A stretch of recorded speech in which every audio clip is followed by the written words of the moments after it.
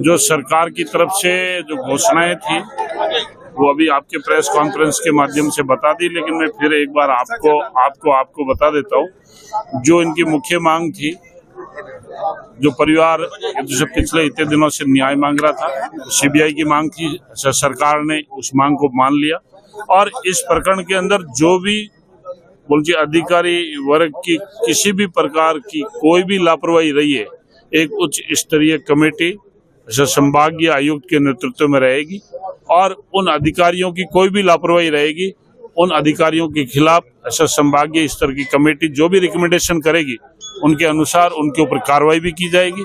इसके अलावा जब सीबीआई की एंट्री हो गई है और जब ऐसा सीबीआई जांच करेगी, उसमें कोई भी कितना भी बड़ा अधिकारी हो और किसी भी प्रकार की कोई लापरवाही है तो वो तो सीबीआई के सामने आई जाएगी।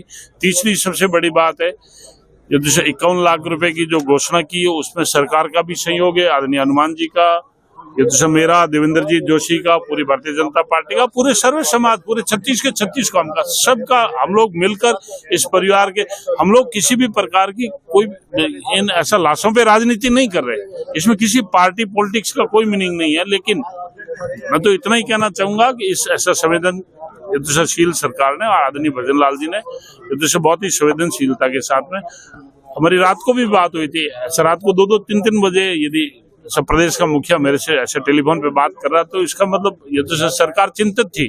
और मैं आपको विश्वास के साथ कह सकता हूँ कि यहाँ राजस्थान के अंदर और खास करके आपके जोधपुर, मारवाड़ में किसी भी आपके प्रकार के अपराधियों की और अपराध की कोई जगह नहीं है। अपराधी सलाखों के पीछे जाएंगे, इसमें कहीं कोई शक नहीं है। देखिए, मामला सीबीआई को सौंपने की बात सरकार की प्रतिनिधि के तौर पे उसे एमएलए साहब ने सारी बात बता दी। मुख्यमंत्री की तरफ से सीबीआई को मामला ट्रांसफर किया जाता, अभी अनुशंसा कर रही सरकार। दूसरा 51 लाख का सहयोग सरकार और ये मिलके जो लोग करेंगे, बेरजी का भी होगा, सब लोगों का, और संविदा पे नौकरी, और डीसीपी और एसएचओ को यहाँ से तत्काल रवाना कर रहे हैं। ये जो मांगे हमारी थी, सारी मांगे मान ली, तो हम धरना समाप्ति घोषणा करें। परिजनों को और इस कमेटी को धन्यवाद दूंगा।